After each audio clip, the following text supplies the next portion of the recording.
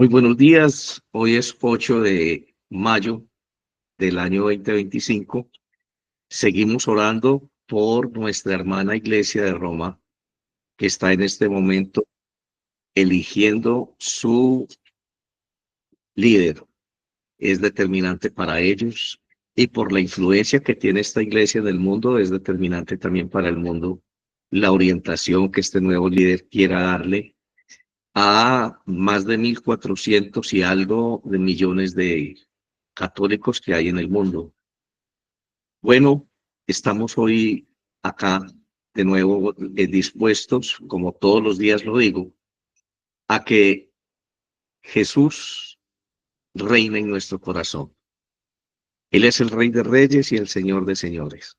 Así que queremos que Dios, a través de su Espíritu, escriba en nosotros en esta mañana su mensaje para hoy, el maná del cielo. Ese alimento que nos va a servir a nosotros para soportar las inclemencias de esta existencia en este mundo difícil y que también nos va a servir para ser testigos suyos, para tener este corazón abierto todo el día y que todo el mundo pueda leer en nuestro corazón lo que Dios ha puesto en él para beneficio de muchos. Vamos a iniciar entonces hoy, como todos los días, en el nombre del Padre, del Hijo y del Espíritu Santo, acercándonos a Dios con humildad. Y entonces vamos a leer la oración que todos los días hacemos, pidiendo a Dios misericordia por nuestra condición de seres pecadores. Decimos: omnipotente y misericordioso Padre, hemos errado y nos hemos extraviado de tus caminos como ovejas perdidas. Hemos seguido demasiado los designios y deseos de nuestro propio corazón y hemos faltado a tus santas leyes. Hemos dejado de hacer lo que debíamos de haber hecho y hemos hecho lo que no debíamos de hacer. Y en nosotros no hay salud. Mas tú, oh Señor, compadécete de nosotros, humildes pecadores. Libra, oh Dios, a los que confiesan sus culpas. Restaura a los que se arrepienten según tus promesas declaradas al género humano en Jesucristo nuestro Señor. Y concédenos, oh Padre misericordioso, por tu amor, que de aquí en adelante vivamos una vida sobria, santa y justa, para gloria de tu santo nombre. Amén. Bueno, hoy iniciamos un nuevo tema, iniciamos el día considerando un nuevo tema, otra perspectiva de nuestra vida cristiana delante de Dios. Las grabaciones de los devocionales anteriores, hoy voy a estar compartiendo algunos. Por causa de tiempo, ayer no me alcanzó, no fue posible hacerlo, pero hoy voy a estar compartiendo al menos el de ayer y si alcanzo a hacerlo también, lo voy a compartir hoy.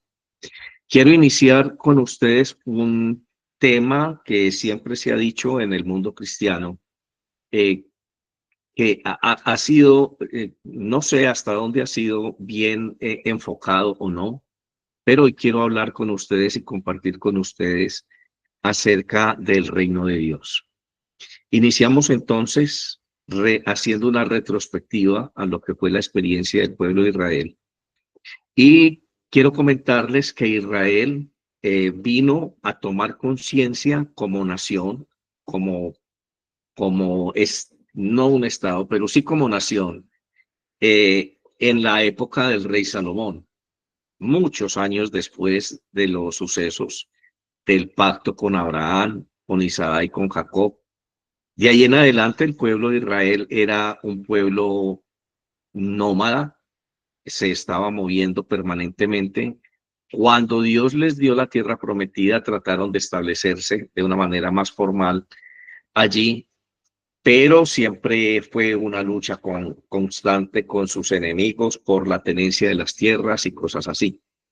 Así que llegó un momento en que las naciones vecinas influenciaron tanto en la vida de Israel, que Israel decidió hacer lo mismo que hacían las naciones vecinas, contrario a lo que era la propuesta de Dios a través del pacto que había hecho con ellos en el Sinaí. Ellos eran el pueblo de Dios y Dios sería su Dios, que entre otras cosas, en la mentalidad pagana de los pueblos vecinos, el emperador, el máximo líder de ellos, el rey, tenía las características de Dios. Lo notamos fácilmente cuando vemos la forma en que se llamaba al dios Amón, que era el rey de los egipcios, y así sucesivamente. Llegó un momento en la vida del pueblo en que el profeta Samuel fue requerido por ellos. Entonces, vamos a leer este episodio en el cual el pueblo llega a donde Samuel y le pide un rey. Vamos entonces a leer esto en el libro primero de Samuel, en el capítulo 8, del versículo 4 en adelante. Dice, entonces se reunieron todos los ancianos de Israel y fueron a Samuel en Ramá, él vivía allí, y le dijeron, mira, has envejecido y tus hijos no andan en tus caminos. Ahora pues, danos un rey para que nos juzgue como todas las naciones. Pero fue desagradable a los ojos de Samuel que le dijeran, danos un rey que nos juzgue. Y Samuel oró al Señor. Y el Señor le dijo a Samuel, escucha la voz del pueblo en cuanto a todo lo que te digan, pues no te han desechado a ti, sino que me han desechado a mí, para que no sea rey sobre ellos, así como todas las obras que han hecho desde el día en que los saqué de Egipto hasta hoy, abandonándome y sirviendo a otros dioses. Así lo están haciendo también contigo. Ahora pues escucha la voz del pueblo y sin embargo adviérteles solemnemente lo que les hará un rey que reine sobre ellos. Ok, Samuel escucha a Dios, le hace caso a Dios y entonces advierte al pueblo acerca de lo que sería tener un rey como las naciones vecinas.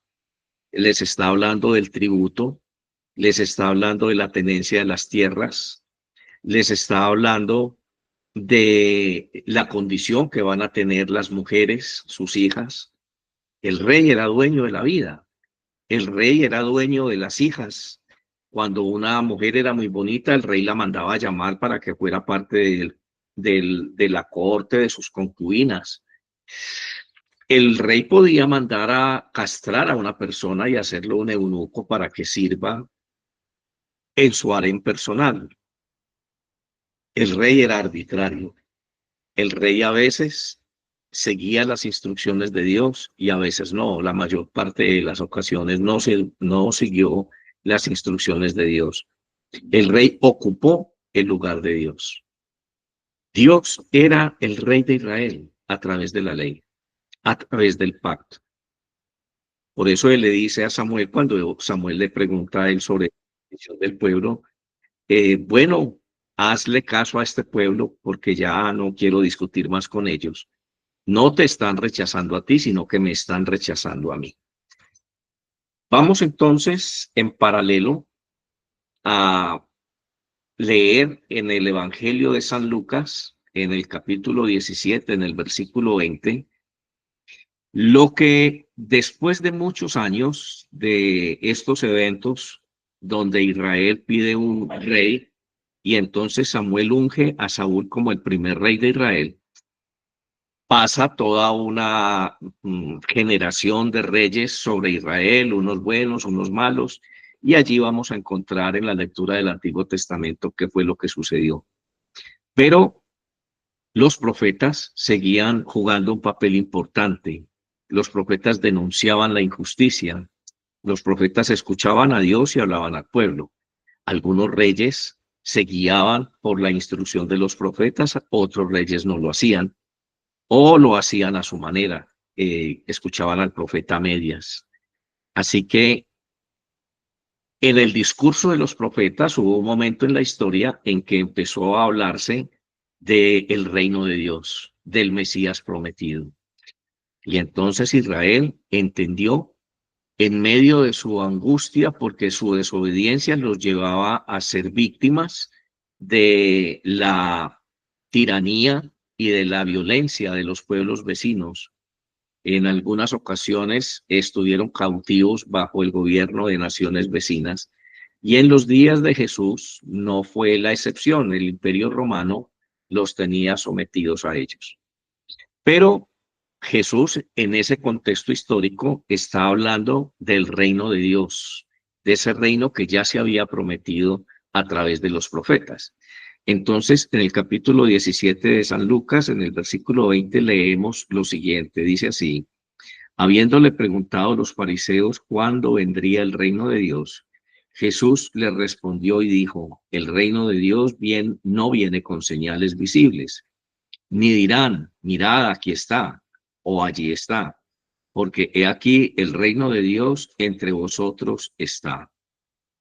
Y dijo a los discípulos: vendrán días cuando ansiaréis ver uno de los días del Hijo del Hombre, y no lo veréis. Y os dirán: mirad allí, o mirad aquí. No vayáis ni corráis tras de ellos, porque como el relámpago al fulgurar resplandece desde el extremo del cielo hasta el otro extremo del cielo, así será el Hijo del Hombre en su día. Pero primero es necesario que él padezca mucho y sea rechazado por esta generación, tal como ocurrió en los días de Noé. Ok, Jesús está hablando del reino de los cielos. Y Jesús le está diciendo a los fariseos que le están preguntando por el reino de Dios. Y ya está el reino de Dios entre ellos. Ese reino que lo anuncia de una manera muy particular el capítulo 61 del libro de Isaías, cuando dice que vendrá el Mesías a sanar a los enfermos, a sacar a los cautivos de la cárcel, a establecer justicia, básicamente. Ese concepto de justicia en el reinado terreno es fundamental. Vamos a ubicarnos hoy en este contexto del reino de Dios. Luego de haber leído lo que fue el inicio de los reyes de Israel en el profeta Samuel, la experiencia del profeta Samuel y lo que Jesús dice acerca del reino en el Evangelio de San Lucas, vamos a mirar una cosa interesante. A través de la historia mundial, hemos conocido varios tipos de gobierno. Hay dictaduras apoyadas por militares. Toda la vida han existido este tipo de dictaduras apoyadas por militares. Hay repúblicas gobernadas por leyes. También hay democracias gobernadas por el voto de la mayoría, o donde el voto de la mayoría es fundamental en las democracias. Y hay monarquías. Hay monarquías que son constitucionales, donde los reyes no tienen todo el poder, tienen un poder regulado. Y también hay monarquías absolutas, donde la palabra del rey es ley y no, su autoridad no tiene ningún límite. Así que cuando hablamos del reino de Dios, después de más de 2000 años de haber pronunciado Jesús ese discurso en el Evangelio de Lucas, hoy nos preguntamos cómo podemos comprender el reino de los cielos. ¿Qué es el reino de los cielos entonces? En el contexto moderno, ¿cómo comprenderlo hoy? Y pienso que no hay otra manera de comprender el reino de los cielos sino como una monarquía. Si quisiéramos hablar del reino de los cielos en las categorías de dictaduras, de repúblicas gobernadas por leyes, de democracias, creo que lo más acertado sería hablar de una monarquía y no de una monarquía constitucional. Estaríamos hablando de una monarquía absoluta. Y eso nos cuestiona, no nos gusta mucho, porque hay una cultura que ha sido impartida a través de la historia, donde las monarquías y sus fracasos han creado y han hecho popular el pensamiento de que este tipo de gobierno es caduco, es retrógrado, no funciona. Obviamente no funciona porque el rey es un ser humano Y este ser humano está incompleto si no está en armonía con Dios. Pero cuando nosotros hablamos del reino de los cielos como una monarquía absoluta, entonces comprendemos que Dios, en el reino de los cielos, no hay una constitución y Él no necesita el consentimiento suyo y mío para actuar, para gobernar, para ser un soberano. Muchos de los cristianos modernos tienen problemas con esto. Aceptar el gobierno absoluto de Dios en sus vidas, su dependencia absoluta de Dios, absoluta, es absoluta. Entender que sin Cristo Jesús nada podemos hacer. Entender antropológicamente que nosotros estamos orientados a Dios, que somos criaturas hechas por Dios y que vinimos a este mundo de espacio y tiempo solamente por un momento y que nuestro destino está en regresar a Dios, que en el fondo de nuestro corazón hay una idea de justicia, hay una moral implícita, natural, que nadie nos enseña, que nos orienta a lo que es bueno y nos hace diferenciar lo que es malo. Esa condición es inherente a los seres humanos que tenemos la imagen y la semejanza de Dios. Dios no está limitado por referendos. Para ejercer su voluntad, para ejercer su gobierno, Él no necesita consultar la voluntad nuestra. Esto no es una democracia. Esto es el gobierno absoluto de Dios en nuestra vida a través de su palabra.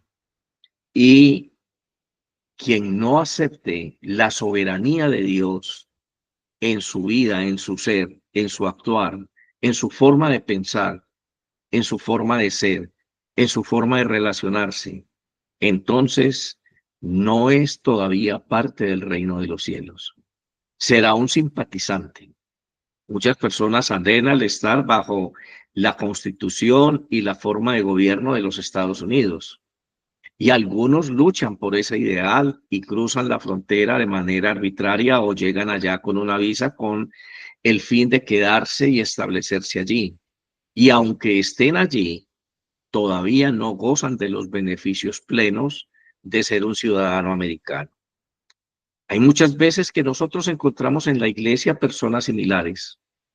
Los vemos en la iglesia, trabajan en la iglesia, luchan en la iglesia, tratan de conseguir sus ideales a través de la iglesia. Se sienten bien en la iglesia, pero todavía no tienen los privilegios de ser parte del reino de los cielos. Y la clave es una sola. Es simple y sencillamente que no han podido aceptar la soberanía absoluta de Dios en sus vidas.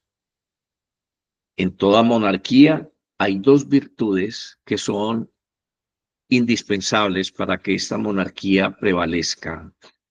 Y estas dos virtudes son el honor y la lealtad. El honor por parte de quien está ejerciendo el poder y la lealtad por parte de quienes están bajo su dominio, bajo su gobierno. Tiene que ser un gobernante con honor.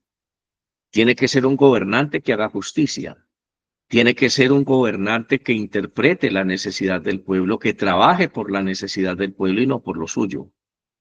Tiene que ser un gobernante que no esclavice con impuestos y con altas demandas de tributación a quienes está gobernando.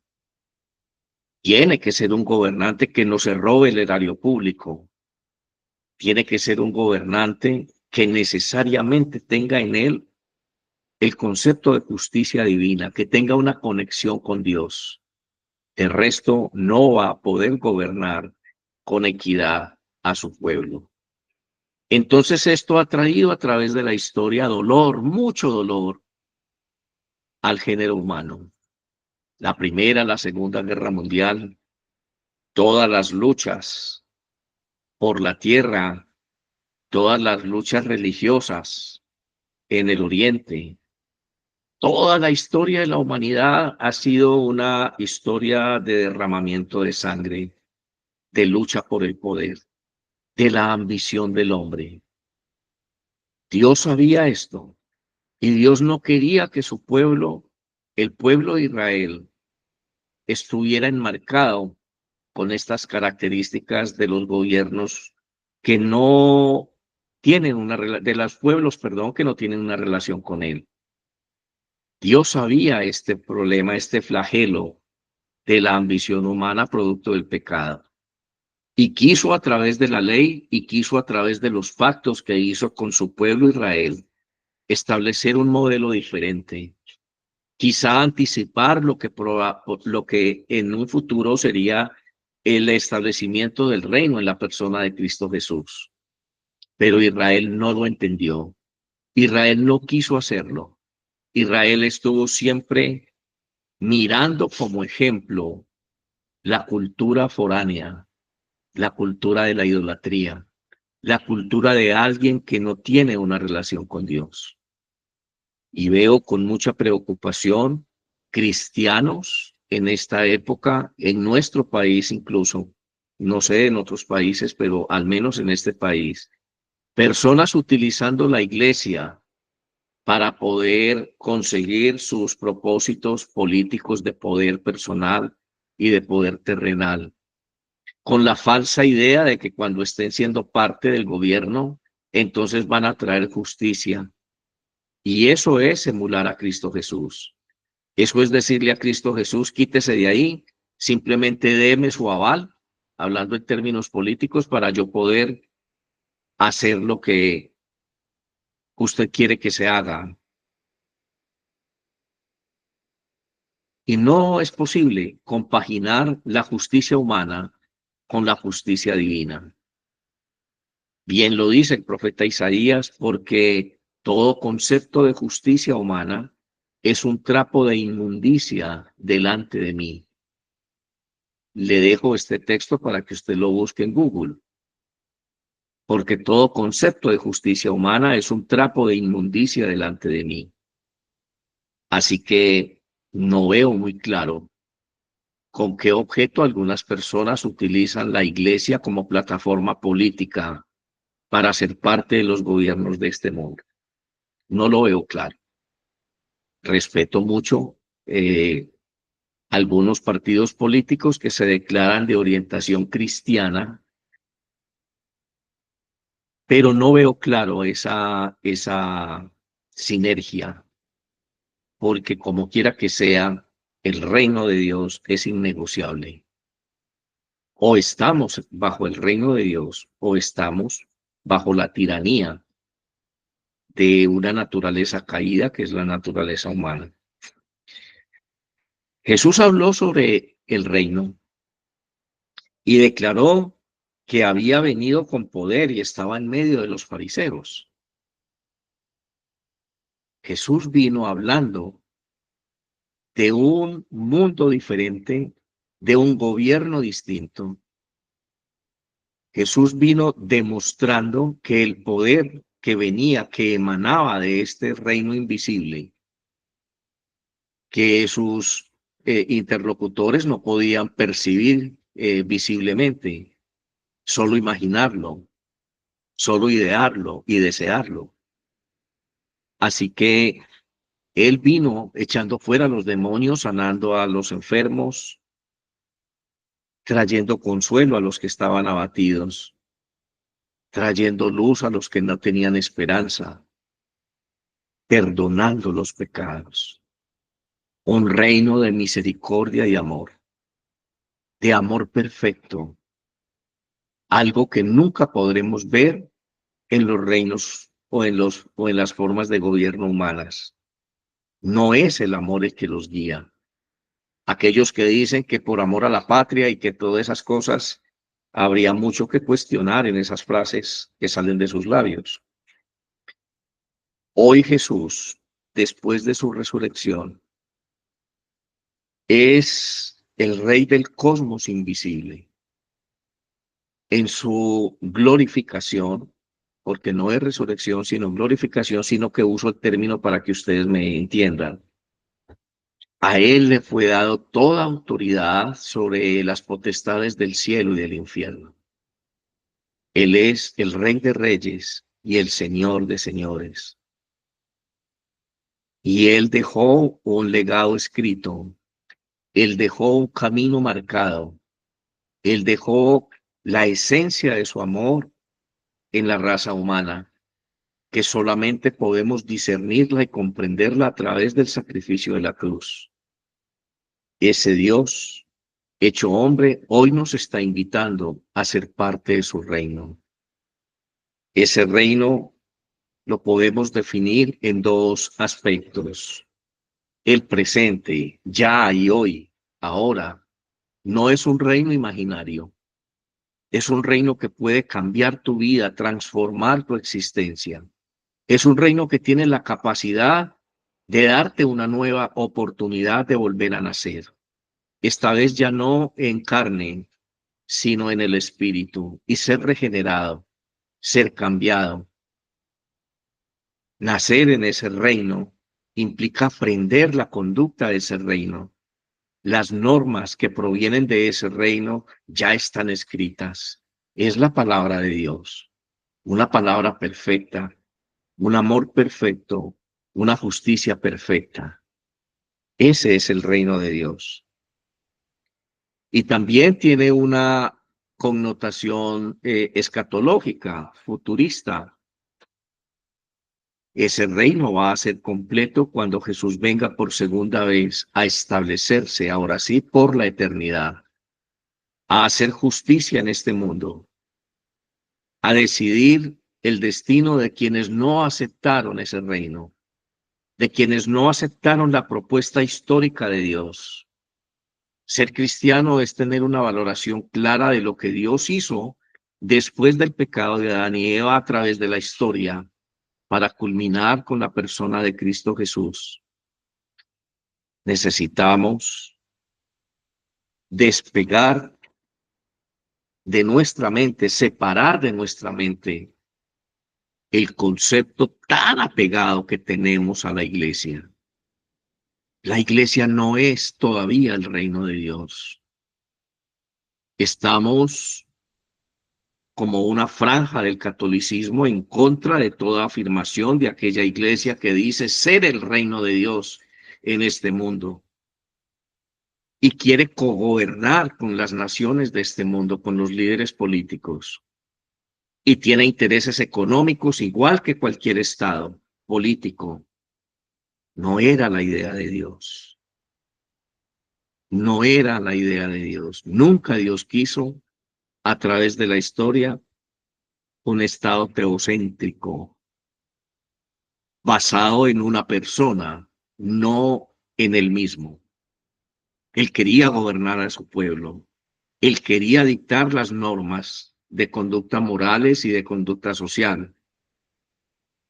Él, él quería ser descubierto, mostrar su carácter santo a través de estas normas, que le conocieran en oración, que le conocieran en su esencia, que es el amor, pero nunca, nunca, y es una contradicción histórica y teológica, pretender que este reino lo iba a continuar y que lo iba a fundar en un ser humano que, como todos los seres humanos de la historia, nunca podrá cumplir la demanda divina. Oramos en esta mañana y dejo este mensaje en sus corazones para que ustedes vuelvan su rostro a Dios y se pregunten si están en Estados Unidos luchando con algunos beneficios porque tienen trabajo y están ganando en dólares y quizás sea posible enviar remesas para sus países. Quizá haya algo de bondad en esto, pero todavía no son ciudadanos. ¿Cuántos extranjeros tenemos en la iglesia?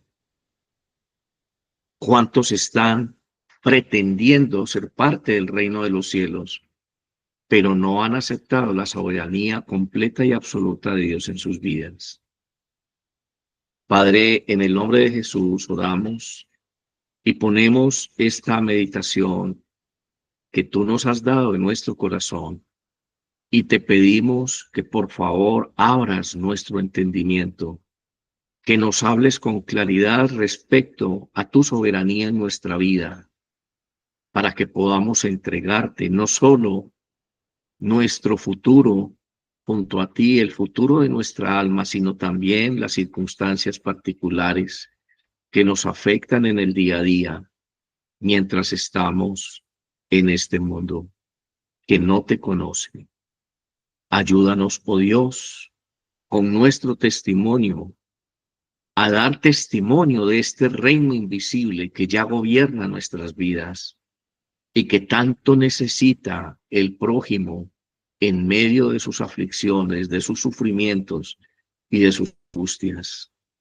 Te lo pedimos en Cristo Jesús, Dios y Señor nuestro. Amén y amén. Dios les bendiga. Mañana, 7 de la mañana, espero que puedan compartir estos mensajes en cuanto ya los tengan disponibles en las redes sociales. Muy amables, muchas gracias.